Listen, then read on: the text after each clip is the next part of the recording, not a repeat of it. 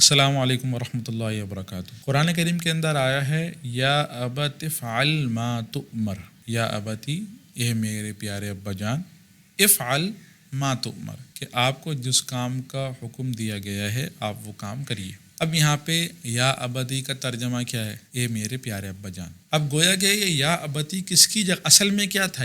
یہ اصل میں یا ابی، یعنی کہ جو ترجمہ یا ابی کا ہم کر رہے ہیں وہی ترجمہ کس کا ہے؟ یا ابتی کا۔ تو یہ اصل میں کیا تھا؟ یہ اصل کے اندر یا ابی تھا۔ اب یا ابی سے یا ابتی کیسے بنا؟ تو دیکھیں، یا ابی کے آخر کے اندر یا ہے، اس یا کو حذف کیا، ختم کیا، اس یا کی جگہ پہ تا لگا دی، تو یا ابی سے یا ابتی بن گیا۔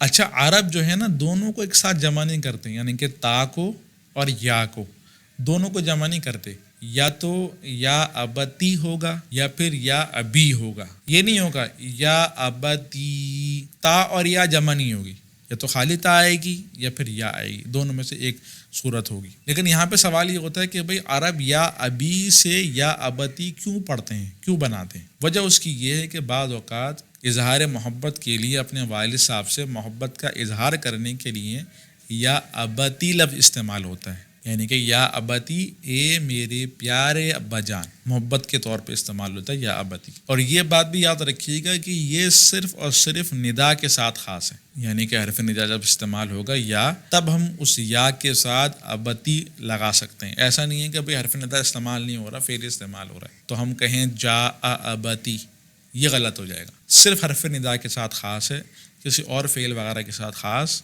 نہیں ہے۔ کوشش یہ کیا کریں کہ جو ہماری ویڈیوز وغیرہ ہوتی ہیں صرف نحو سے متعلق، یہ اپنے حلقے احباب دوست وغیرہ کے اندر یہ ویڈیو شیئر کیا کریں، کوشش کر کے اسٹیٹس وغیرہ بھی لگا لیا کریں، تاکہ اس سے اور لوگوں کو بھی جو عربی گرامر وغیرہ سیکھتے ہیں ان کو فائدہ ہو، اور قرآن کریم کے اندر اس طریقے کے جو الفاظ آئے ہیں ان کے بارے میں طلباء کو، طالبات کو پتہ لگ سکے۔ امید ہے آپ کو سمجھ میں آ گیا ہوگا۔ ہمارا واٹس ایپ گروپ جوائن کرنے کے لیے نیچے آپ کو واٹس ایپ نمبر نظر آ رہا ہوگا، اس پہ آپ کانٹیکٹ کر لیجیے گا اگر آپ گروپ میں جوائن نہیں ہیں۔ السلام علیکم ورحمۃ اللہ وبرکاتہ۔